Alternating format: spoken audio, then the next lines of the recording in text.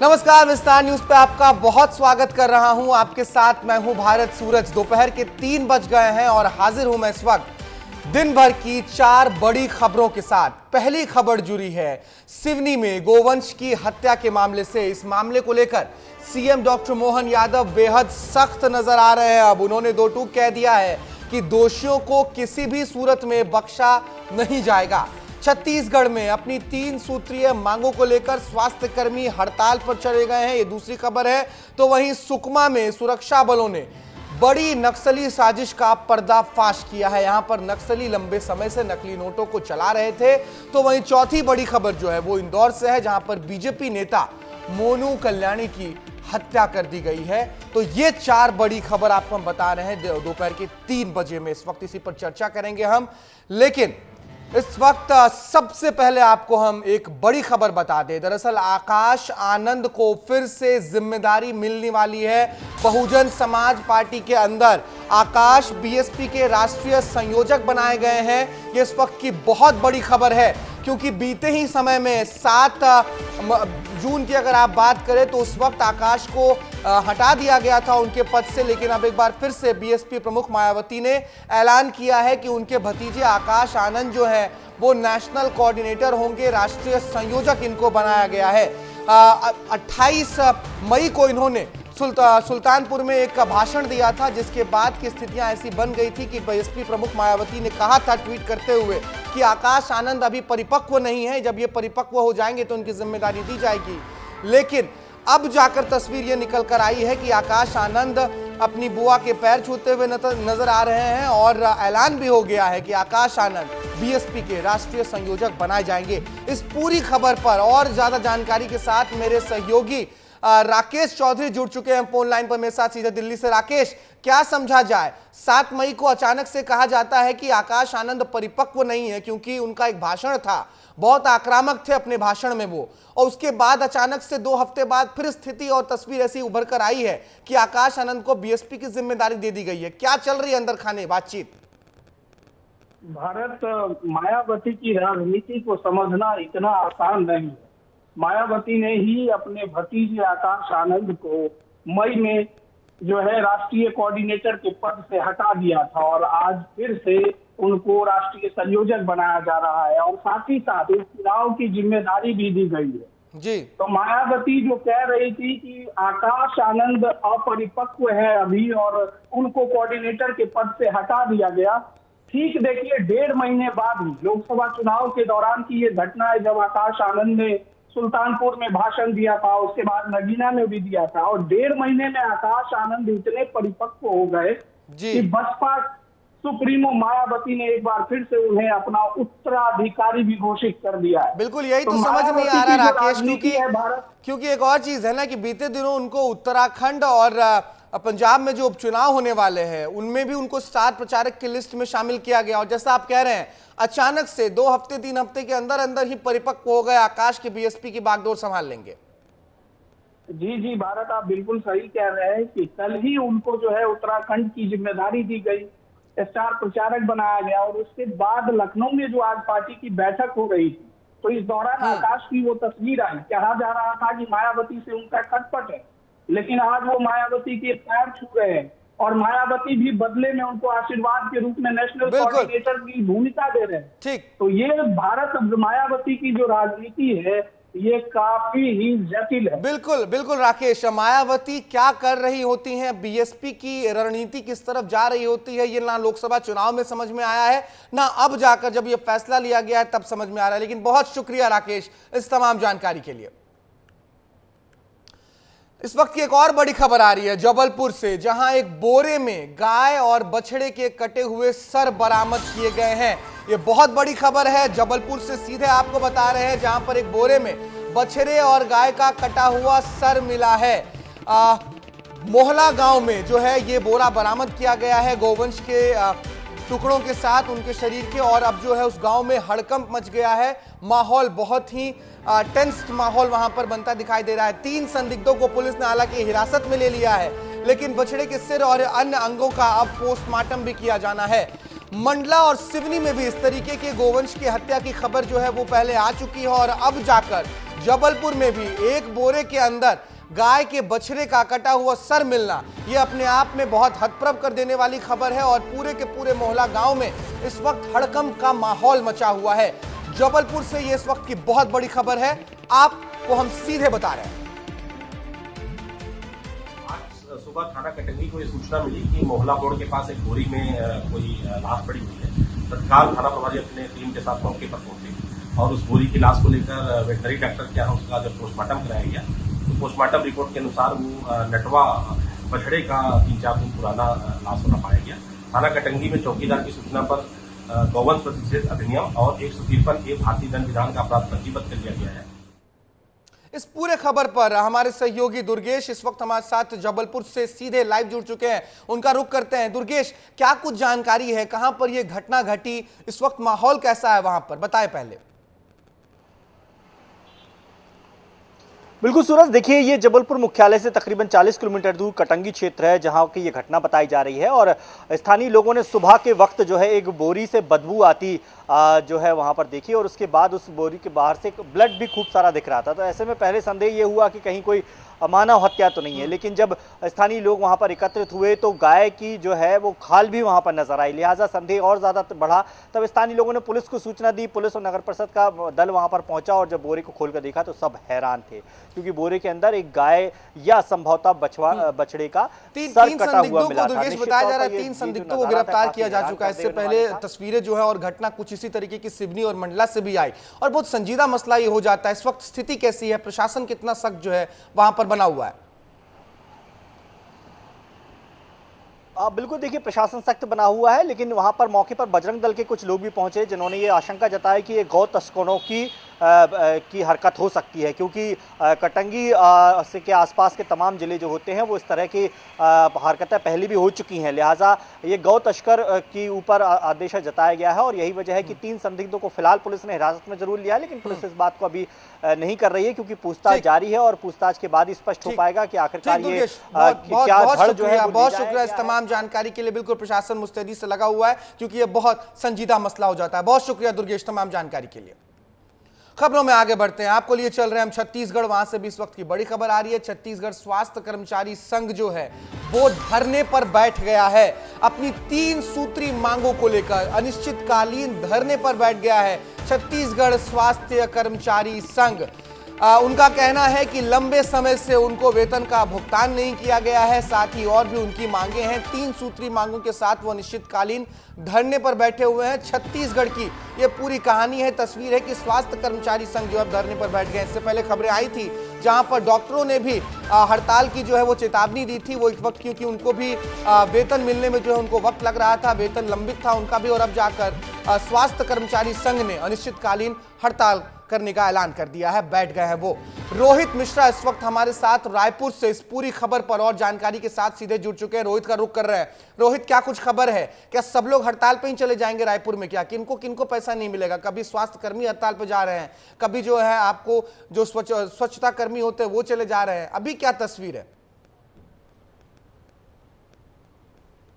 बिल्कुल, देखिए भारत सूरज फिर से एक बार से हड़ताल का रुख तमाम कर्मचारियों का दिखाई दे रहा है और ये तमाम कर्मचारी जो है वो सामुदायिक स्वास्थ्य केंद्र होता है वहाँ पर काम करते हैं और वहाँ के प्रभारी हैं। ऐसे में छत्तीसगढ़ के रायपुर नहीं बल्कि पूरे प्रदेश में इसी तरह की स्थिति देखी जा रही है, चाहे मैं पेंड्रा की बात करता हूँ, दंतेवाड़ा की बात करता हूँ या फिर अंबिकापुर की बात करता हूँ। तमाम जगहों पर ये 3 सूत्री मांग है और 3 सूत्री मांगों को लेकर ये साफ तौर पर प्रदर्शन कर रहे हैं और 21 तारीख से ये प्रदर्शन शुरू हुआ है। आज तीसरा दिन है और इसी प्रकार से अगर इनका मांगे पूरी नहीं हुई तो इनका कहना है कि आगे भी हड़ताल करते रहेंगे और प्रमुख रूप से जो मांग है वो सबसे पहले इनकी ये मांग है कि इनकी जो ट्रांसफर नीति है उस ट्रांसफर नीति में बदलाव किया जाए और जो तमाम महिला कर्मचारी है उनको 8 किलोमीटर के अंदर पे, जिस प्रकार सामुदायिक स्वास्थ्य केंद्र है उसके 8 किलोमीटर के अंदर पे जो है वो काम करने को ले दिया जाए। कांकेर में जो इनके एक साथी हैं पवन वर्मा, उनको छोड़ा जाए, उनको जिस प्रकार से कलेक्टर ने हटा दिया उनकी जो नौकरी है उसको बहाली किया जाए। इसके अलावा जो वेतन है है उसके लेकर एक समय स्थित किया जाए, उस समय के अंदर वेतन इनको भुगतान कर दिया जाए। 15 तारीख के महीने के पहले जो है वो वेतन भुगतान किया जाए और कई महीनों से जो वेतन भुगतान रुका हुआ है वो वेतन भुगतान को जल्द से जल्द किया जाए। तो कई सारी मांगे हैं, बहुत जिनको अहम लेकर जानकारियां हैं ये रोहित की, क्या क्या उनकी मांगे हैं। लेकिन बात तो ये भी है, इससे पहले हमने देखा स्वास्थ्य कर्मचारी हड़ताल पे बैठे हुए थे, रायपुर में कचरों का अंबार लग गया था, माफ कीजिएगा स्वच्छता कर्मचारी, और अब स्वास्थ्य कर्मचारी जो है वो बैठे हुए हैं। वेतन लंबित क्यों हो जा रहा है, क्या दिक्कत कहां आ जा रही है वेतन के मामले में? बिल्कुल, देखिए जो स्वच्छता कर्मचारियों की अगर मैं बात करता हूं तो उनकी कंपनी प्रबंधन से, जो रायपुर ग्रीनरी कंपनी है, उनके साथ में उनका रोष था, उनके मारपीट करने का आरोप लगा था, जिसके बाद से कर्मचारियों ने हड़ताल पर चले गए थे। लेकिन अगर मैं इनको लेकर बात करता हूं तो 2 दिन पहले जब सिकल सेल को लेकर एक बड़ा कार्यक्रम आयोजित किया गया था, उस दौरान जो स्वास्थ्य मंत्री हैं छत्तीसगढ़ के, उन्होंने ये बात कही थी कि तमाम कर्मचारियों को जल्द से जल्द भुगतान किया जाएगा और 1 से 1.5 हफ्ते के अंदर भुगतान कर दिया जाएगा। लेकिन ये कर्मचारी रोष में है। ठीक है रोहित, बहुत बहुत शुक्रिया, बहुत शुक्रिया इस तमाम जानकारी के लिए, बहुत अहम जानकारी आपने दी है। खबरों में आगे बढ़ रहे हैं, अगली खबर आपको बता रहे हैं गोरेला पेंड्रा मरवाही जिले से है। वहां पर भी 3 सूत्रीय मांगों को लेकर स्वास्थ्यकर्मी अनिश्चितकालीन धरने पर बैठ गए हैं। स्वास्थ्यकर्मी सामुदायिक छत्तीसगढ़ स्वास्थ्य अधिकारी प्रकोष्ठ के बैनर तले अपनी मांगों को लेकर डटे हुए हैं। दरअसल जिले में सामुदायिक स्वास्थ्य अधिकारी 3 सूत्रीय मांगों को लेकर अनिश्चितकालीन धरना प्रदर्शन पर बैठे हुए हैं और आपको बता दें कि 18 जून से धरने में बैठे सामुदायिक स्वास्थ्य अधिकारी का आज धरना जो है वो आज तक जारी है, जिससे गांव में स्थित जो उप स्वास्थ्य केंद्र हैं, अलग अलग स्वास्थ्य केंद्र हैं, वहां पर काम प्रभावित हो रहे हैं और आम जो ग्रामीण हैं उनको स्वास्थ्य इलाज मिलने में समस्या हो रही है। हम लोग अपनी मांगों को लेकर यहाँ आए हुए हैं। आज यहाँ 5वां दिन है। हम लोग यहाँ मतलब दूसरे जिले से आए हुए हैं। हम लोग स्थानांतरण का सुविधा चाहते हैं ताकि हम अपने गृह ग्राम में जा सकें।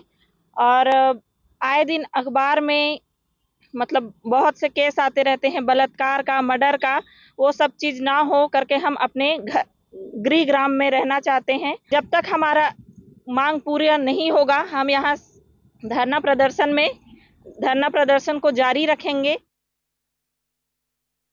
चलिए अब अगली खबर आपको बता रहे हैं, छत्तीसगढ़ से ही है, क्योंकि आपने 2 खबरें तो देख ली जहां पर स्वास्थ्य कर्मचारी हड़ताल पर बैठे हैं। अब कवर्धा चलिए, कवर्धा में डायरिया का कहर आया है। इस वक्त की बड़ी खबर है, दूषित पानी पीने से 32 लोग बीमार हो गए हैं कवर्धा में। पाइपलाइन में लीकेज होने की वजह से घरों तक दूषित पानी पहुंच रहा है। स्वास्थ्य विभाग और पीएचई की टीम ने शिविर लगाकर बहरममुच गांव का जो है ये पूरा मामला है और वहां पर शिविर लगाकर अब स्थिति को नियंत्रण में करने की कोशिश की जा रही है। लेकिन 2 खबर आपको हमने बताई थी इससे पहले, जहां पर स्वास्थ्य कर्मचारी हड़ताल पर थे, और ये बड़ी खबर आ रही है पेंड्रा से, जहां पर डायरिया के शिकार हो गए हैं कवर्धा के लोग और 32 लोग बीमार हो गए दूषित पानी पीने से। इस पूरी खबर पर हमारे साथ हमारे सहयोगी हिमांशु सिंह फोन लाइन पर जुड़े हुए हैं। हिमांशु, क्या कुछ खबर है? डायरिया से 32 लोगों के बीमार होने की बात कही जा रही है। जी देखिए, कवर्धा जिले के ग्राम बहरमुड़ा में डायरिया का प्रकोप देखने को मिला है, जहां दूषित पानी पीने की वजह से 32 लोग बीमार हो गए थे। वहीं बताया जा रहा है कि पाइपलाइन के लीकेज होने के कारण ये पूरा मामला हुआ है, जहां अब घरों में दूषित पानी पहुंचने के कारण लोग बीमार हुए थे। वहीं स्वास्थ्य विभाग और पीएचई विभाग की टीम ने जन शिविर लगाकर लोगों को वहां पर जानकारी दी जा रही है। वहीं कवर्धा के बहरमुड़ा गांव का पूरा मामला है, जहां हमने अधिकारी से बातचीत की है तो उन्होंने बताया कि 28 लोग अभी पूरी तरीके से हिमांशु, बहरमुड़ा गांव में इस वक्त स्थिति मतलब पीएचई की टीम पहुंच गई है, शिविर लगा हुआ है, लोगों के स्वास्थ्य में क्या सुधार हो रहा है या नहीं हो रहा है? जी देखिए, 28 लोगों की अभी स्वास्थ्य जहां तक के ठीक है और 4 लोग अभी पूरी तरीके से स्वस्थ नहीं हो पाए हैं, जहां जिला चिकित्सालय में उनका उपचार जारी है। जी बहुत बहुत शुक्रिया हिमांशु इस तमाम जानकारी के लिए। खबरों में अब हम आगे बढ़ रहे हैं और आपको बताते हैं हम खबर एमपीपीएससी से जुड़ी हुई। दरअसल एमपीपीएससी की प्रीलिम्स के आज पेपर हो रहे हैं। इस परीक्षा में लगभग 1,83,000 छात्र भाग ले रहे हैं। परीक्षा 2 शिफ्ट में हो रही है। पहली शिफ्ट में पेपर में शामिल होकर निकले उम्मीदवारों से विस्तार न्यूज के सहयोगी सूरज तिवारी ने बातचीत की है। सुनिए पेपर को लेकर क्या कुछ कहना है उम्मीदवारों का, अभ्यर्थियों का। एमपीपीएससी प्री का पेपर हो चुका है। एग्जाम देकर जो छात्र निकल रहे हैं उनसे बातचीत कर लेते हैं। क्या नाम है आपका? पुलकित। पुलकित जी, कैसा एग्जाम रहा आपका पेपर? पेपर थोड़ा ठीक सा, मतलब टफ था, आया था पेपर। कैसे कैसे सवाल थे, क्यों टफ क्वेश्चन एमपी से रिलेटेड थे ज़्यादा, जो एमपी के जो टाइप्स हैं उनसे क्वेश्चन ज़्यादा रिलेटेड थे। कुछ क्वेश्चन हिस्ट्री के थे, पॉलिटी के थे। अच्छा, पेपर लीक होने का भी मामला उठ रहा था, जो पेपर लीक वायरल हो रहा था उससे मिलते जुलते कुछ क्वेश्चन आए? नहीं, ऐसा मुझे कुछ जानकारी नहीं है, मैंने उस बारे में कुछ देखा नहीं है, तो मुझे उसके बारे में कुछ पता नहीं है। परीक्षा होने से पहले कल तक कुछ टेलीग्राम से पेपर वायरल हो रहे थे, उनसे मिलते जुलते कुछ क्वेश्चंस थे, क्या आपने देखा था वायरल पेपर? मैंने तो सुना ही नहीं, तो मैंने इस बारे में नहीं सुना। क्वेश्चन के हिसाब से समय जो दिया गया था सही था? हाँ, टाइम तो ठीक था, टाइम तो मोर देन सफिशिएंट था। क्योंकि ऑफलाइन मोड में था, सही समय में पेपर स्टार्ट हुआ, आपको एमआर सीट वगैरह सब सही समय? सब सही था। इस बार आयोग ने स्टैंडर्ड जो क्वेश्चंस है उनका बहुत अच्छे रेज किया है। मध्य प्रदेश का जो सामान्य ज्ञान है, जो लोकल इन्फॉर्मेशन है, जैसे कि हम संस्थान के बारे में कह सकते हैं, यहाँ की जनजातियों के बारे में कह सकते हैं, यहाँ के लोक कथाएं, लोक नृत्य के बारे में कह सकते हैं, इस पर ज़्यादा जोर दिया है। जी बिल्कुल, यहाँ पे सुविधाओं में असुविधा किसी प्रकार की नहीं हुई। बाकायदा समय से हमको एंट्री दे दी गई थी, OMR शीट टाइम पे दे दी गई थी, बाकायदा क्वेश्चन पेपर टाइम पे डिस्ट्रीब्यूट हुआ था, किसी भी प्रकार की असुविधा मुझे अनुभव नहीं हुई। चलिए, तो ये छात्र हैं जो पेपर देकर निकल रहे हैं, उनका कहना है कि इस बार का जो पेपर था उसमें प्रश्न जो हैं MPPSC के जैसे आते हैं वैसे ही रहे। मध्य प्रदेश के सामान्य ज्ञान में ज़्यादा ध्यान दिया गया और अंदर की बात किया तो क्लासरूम में किसी प्रकार की असुविधाएं इस बार छात्रों को नहीं देखी गई। कैमरा पर्सन वीरेंद्र नागर के साथ सूरज तिवारी, विस्तार न्यूज। बीते दिनों MPPSC के पेपर लीक के मसले ने भी छात्रों के अंदर थोड़ा सा संशय ला दिया था, क्योंकि टेलीग्राम पर कथित तौर पर एक फोटो वायरल हो रहा था, कहा जा रहा था कि यही पेपर है और ये पेपर लीक हो गया। हालांकि आयोग ने कहा था कि तय समय पर परीक्षा होगी और तय परीक्षा प्रश्न जो हैं उसी के साथ होगी, ये पेपर फर्जी है। खैर, छत्तीसगढ़ चलते हैं। छत्तीसगढ़ के बालोद में भी आज नीट का री एग्जाम हो रहा है। इस एग्जाम में नीट यूजी परीक्षा परिणाम में ग्रेस मार्क्स पाने वाले स्टूडेंट्स शामिल हुए हैं। छत्तीसगढ़ के बालोद के दल्लीराज हरा स्थित DAV स्कूल में यह परीक्षा हो रही है। परीक्षा केंद्र पर पहुंचे छात्रों से बातचीत की है हमारे सहयोगी अनमोल तिवारी ने, सुनिए। देश भर में नीट एग्जाम को लेकर चल रहे विवाद के बीच आज एक बार फिर नीट का एग्जाम होने जा रहा है और आज नीट यूजी का एग्जाम होने जा रहा है और जिसमें देश भर के 1563 जो छात्र हैं वो एग्जाम में शामिल होने जा रहे हैं। बड़ी बात यह है कि इस एग्जाम में छत्तीसगढ़ के 602 बच्चे शामिल होंगे। हम अभी इस वक्त जो है बालोद के दल्लीराज हरा DAV स्कूल परीक्षा केंद्र पर है। यहाँ पर भी परीक्षा केंद्र बनाया गया है और यहाँ पर जो है 185 बच्चे जो हैं इस एग्जाम में शामिल होने जा रहे हैं। अब देखिए, बड़ी बात यह है कि बालोद वही जगह है जहाँ पर बच्चों को गलत प्रश्न पत्र बांटे गए थे, जिसके एवज में बच्चों को भरपाई के तौर पर ग्रेस मार्क्स दिए गए थे NTA के द्वारा। 5:30 बजे तक ये एग्जाम चलेगा और उसके बाद जो ये पूरा जो परीक्षा का प्रक्रिया है वो संपन्न हो जाएगा। अब देखने वाली बात ये होगी कि आज जो परीक्षा होती है वो किस तरीके से होती है, किन सुरक्षा व्यवस्थाओं में होती है, क्योंकि ये वही परीक्षा है जिसने पूरे देश को हिलाकर रख दिया था। लाखों बच्चों के भविष्य के साथ खिलवाड़ करने का आरोप लग गए थे, जिसके बाद आज से फिर जो है री परीक्षा आयोजित की जा रही है। कैमरा पर्सन किशन के साथ अनमोल तिवारी, विस्तार न्यूज। मध्य प्रदेश के लोक निर्माण मंत्री राकेश सिंह पूरी तरह से एक्शन में हैं। आज राजधानी भोपाल में उन्होंने उन जगहों का दौरा किया जिनका निर्माण उनके विभाग के तहत किया जा रहा है। इस दौरान उन्होंने विस्तार न्यूज से खास बातचीत की है, उनसे बातचीत की है हमारे ब्यूरो चीफ श्याम सिंह तोमर ने। सुनिए मंत्री राकेश सिंह क्या कुछ कह रहे हैं। प्रदेश की तस्वीर बदलने वाली एजेंसियों में लोक निर्माण विभाग भी है, जो विकास की इबारत खड़ी करता है। एक बड़ा ब्रिज भोपाल में बन रहा है। मंत्री जी हमारे साथ में, राकेश सिंह जी, हम उनसे जानेंगे और क्या लक्ष्य हैं भविष्य के वो भी जानेंगे। सर, आपने निरीक्षण किया, कई समस्याएं आपके सामने रखी, एक पूरी भुजा जो अभी उसका पूरा नहीं हो पा रहा है और सितंबर तक पूरी होगी लगता नहीं है, आपको क्या लगता है? कोई भी कार्य करने के पहले एक प्लानिंग होती है, उस प्लानिंग के आधार पर समय सीमा तय होती है।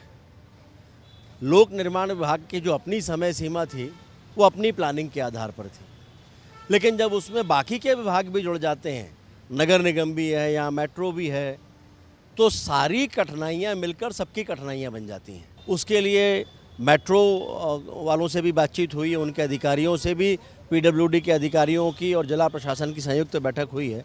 ये तय हुआ है कि लगभग 20 सितंबर तक वो अपना काम पूरा कर देंगे।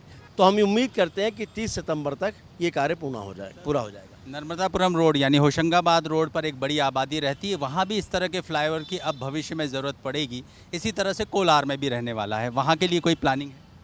देखिए, समय के साथ साथ ट्रैफिक और आबादी के बढ़ते हुए घनत्व के साथ साथ फिर ये निकाला जाता है कि उस रोड पर, उस स्थान पर ट्रैफिक कितना है, उसके आधार पर फ्लाईओवर डिज़ाइन होते हैं। तो मेट्रो के अधिकारियों से भी जो है आप बता ही रहे हैं बात हुई है, वो अपना काम तेज़ी से कर पाएँ, इसकी भी मॉनिटरिंग करेगा क्या राज्य सरकार? करेगी, आप देखेंगे उसको? देखिए, ये जिम्मेदारी तो मेट्रो की अपनी है, सबके अपने अपने तरीके हैं, एक्सपर्ट्स होते हैं, उनके काम में हम दखल नहीं दे सकते, हमारे काम में वो दखल नहीं दे सकते, लेकिन कोऑर्डिनेशन महत्वपूर्ण है और वो कोऑर्डिनेशन बन गया है और उस कोऑर्डिनेशन के साथ में कोशिश है कि समय सीमा के भीतर काम पूरा हो जाए। तो आपने सुना, मंत्री जी कह रहे हैं कि कोऑर्डिनेशन से ही काम बेहतर होता है और ये कोऑर्डिनेशन नगर निगम के बीच में, मेट्रो के बीच में और पीडब्ल्यूडी के बीच में बना रहे, इसकी कोशिश है।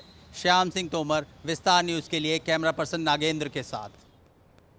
बुलेटिन में आगे बढ़ रहे हैं। 24 जून को रानी दुर्गावती के बलिदान दिवस के मौके पर जबलपुर में राज्य स्तरीय कार्यक्रम का आयोजन किया जा रहा है, जिसमें मुख्यमंत्री डॉक्टर मोहन यादव शिरकत करने वाले हैं। तो वहीं रानी दुर्गावती के जन्म शताब्दी समारोह के मौके पर आयोजित होने वाले इस कार्यक्रम में डॉक्टर मोहन यादव महाकौशल को कई बड़ी सौगात भी दे सकते हैं। इस कार्यक्रम के लिए जबलपुर के वेटनरी ग्राउंड में भव्य तैयारियां की जा रही हैं, जिसका जायजा लिया है हमारे संवाददाता दुर्गेश ने। वीरांगना रानी दुर्गावती के बलिदान दिवस के मौके पर जबलपुर में राज्य स्तरीय कार्यक्रम का आयोजन होने जा रहा है। 24 जून यानी कि कल जबलपुर के वेटनरी ग्राउंड में एक भव्य कार्यक्रम होगा, जहां की तैयारियां इस समय जोर शोर से चल रही हैं। जिला प्रशासन की तरफ से ये मुख्य आयोजन यहां पर आयोजित किया जा रहा है, जो प्रदेश स्तरीय होगा, जिसमें मुख्यमंत्री डॉक्टर मोहन यादव उस कार्यक्रम में शिरकत करने जाएंगे। कार्यक्रम की शुरुआत होगी रानी दुर्गावती के समाधि स्थल यानी कि नरई नाला में जो समाधि स्थल है, वहां पर माल्यार्पण करने के बाद फिर मुख्यमंत्री का काफिला जो है इस कार्यक्रम स्थल पर पहुंचेगा, जहां पर आप देख सकते हैं कि भव्य मंच यहां पर एक बनाया जा रहा है। क्योंकि बारिश का मौसम है तो इस बात को ध्यान में रखते हुए पूरा पंडाल तैयार किया जा रहा है, पूरा वाटरप्रूफ पंडाल यहां पर तैयार किया जा रहा है। और चूंकि जो रानी दुर्गावती थी वो आदिवासियों की जननायक कहलाती हैं, एक शहीद कहलाती है, तो इस लिहाज से इस कार्यक्रम को और भव्यता देने के लिए यहाँ पर न केवल जबलपुर बल्कि आसपास के तमाम जिलों से आदिवासी खासकर यहाँ पर बड़ी संख्या में आएंगे। इसके साथ साथ रानी दुर्गावती के जीवन पर आधारित एक प्रदर्शनी का भी आयोजन किया जाएगा, जो ठीक इस मंच के पीछे एक बड़ा एरिया है, जहाँ पर जो एक बड़ा रूम बनाया जा रहा है, एक प्रदर्शनी स्थल बनाया जा रहा है, जहाँ पर रानी दुर्गावती के जीवन पर आधारित तमाम चित्र प्रदर्शित किए जाएंगे। और इन सबसे खास बात यह है कि मध्य प्रदेश ही नहीं बल्कि उत्तर प्रदेश, महाराष्ट्र और छत्तीसगढ़ से रानी दुर्गावती के जीवन पर आधारित शौर्य यात्राएं भी जबलपुर पहुंचने वाली हैं। तो निश्चित तौर पर ये एक बड़ा और भव्य कार्यक्रम होगा और यहाँ से जो उम्मीद लगाई जा रही है कि शायद इस कार्यक्रम स्थल से मुख्यमंत्री मोहन यादव जबलपुर समेत पूरे महाकौशल को कई सौगातें भी दें। चूँकि रानी दुर्गावती के जन्म शताब्दी वर्ष मनाया जा रहा है, तो इसलिए हर महीने उनके नाम पर एक बड़े बड़े कार्यक्रम होना है। लेकिन चूँकि बलिदान दिवस है, इस लिहाज से इस कार्यक्रम के मौके पर मुख्यमंत्री बहुत बड़ी सौगातें भी दे सकते हैं। कैमरामैन रविंद्र के साथ दुर्गेश कुमार, विस्तार न्यूज़। अगली खबर रांची से है, जहां केंद्रीय कृषि मंत्री शिवराज सिंह चौहान दौरा कर रहे हैं। आज उन्होंने वहां ICAR रांची के अधिकारियों और वैज्ञानिकों के साथ बैठक की। ICAR यानी Indian council of agricultural research, भारतीय कृषि अनुसंधान परिषद, इनके वैज्ञानिकों और अधिकारियों के साथ केंद्रीय कृषि मंत्री शिवराज सिंह चौहान ने बातचीत की है, उनके साथ बैठक की और तमाम पहलुओं पर जानकारियां भी ली हैं। केंद्रीय कृषि मंत्री बनाए जाने के बाद से ही शिवराज सिंह चौहान लगातार दौरे कर रहे हैं, अलग अलग वैज्ञानिकों से मिल रहे हैं और कृषि क्षेत्र में किस तरीके से और विकास किए जाए, और ज्यादा तब्दीली हो, और ज्यादा विकसित हो सके कृषि का क्षेत्र, इसको लेकर उनकी मुहिम है। तो वहीं डॉक्टर श्यामा प्रसाद मुखर्जी के बलिदान दिवस पर छत्तीसगढ़ के मुख्यमंत्री विष्णुदेव साय ने एक्स पर पोस्ट कर उन्हें श्रद्धांजलि दी है। सीएम ने पोस्ट में लिखा कि प्रखर राष्ट्रवादी जनसंघ के संस्थापक श्रद्धेय डॉक्टर श्यामा प्रसाद मुखर्जी के बलिदान दिवस पर उनके तैलचित्र पर पुष्प अर्पित कर अपनी विनम्र श्रद्धांजलि दी। देश की एकता को और अधिक मजबूत करने की दिशा में डॉक्टर श्यामा प्रसाद मुखर्जी के अद्वितीय प्रयासों के लिए प्रत्येक भारतीय उनका ऋणी है। उनके आदर्शों पर चलते हुए इस हम समृद्ध और सशक्त भारत के निर्माण के लिए संकल्पित हैं। डॉक्टर श्यामा प्रसाद मुखर्जी भारतीय जनसंघ के संस्थापक रहे हैं और सीएम विष्णुदेव साय ने आज उन्हें श्रद्धांजलि दी है।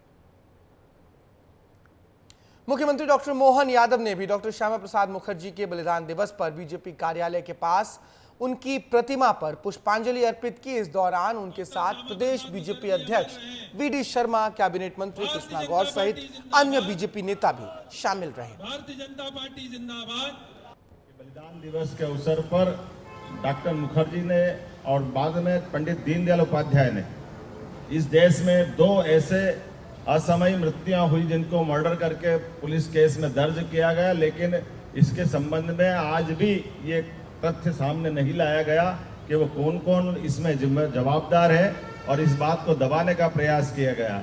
लेकिन मैं आज इस अवसर पर हमारे अपने यशस्वी प्रधानमंत्री को धन्यवाद देना चाहूँगा, जिनकी अपनी सरकार में इस जम्मू कश्मीर की धारा 370 जिसके माध्यम से देश ने अभी तक की सबसे बहुत बड़ी विभीषिका सहन की है, 40,000 से ज़्यादा निरपराध लोग जिसमें मारे गए, ऐसे उस 1951-52 में जो मुद्दा बताया गया था उस धारा 370 के कलंक को धोने का काम यशस्वी प्रधानमंत्री ने किया है। हम अपनी इस भूमिका को भी स्मरण रखेंगे। डॉक्टर मुखर्जी के प्रति सच्चे अर्थों में ये हमारी श्रद्धांजलि भी हुई है।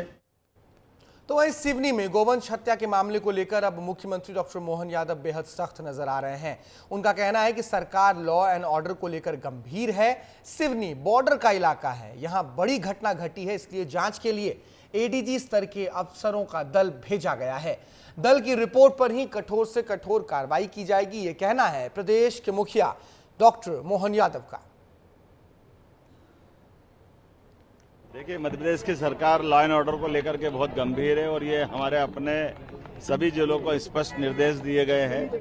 हमारे अपने जैसे गोवध अधिनियम हमारे यहाँ लागू है और इस अधिनियम के अंतर्गत जो भी अपराध करेगा उस पर कठोर कार्रवाई होना चाहिए। एक सिवनी में थोड़ी इसकी चूंकि बॉर्डर का इलाका है, स्वाभाविक रूप से इसमें कुछ बड़ी घटना घटी थी। हमने अपना एक एडीजी लेवल का दल भेजा है और उनकी रिकमेंड के आधार पर कठोर कार्रवाई की गई। इस बुलेटिन में फिलहाल इतना ही। बाकी देश प्रदेश की तमाम बड़ी खबरें सिर्फ विस्तार न्यूज पर मिलती है, तो विस्तार न्यूज देखते रहिए। नमस्कार।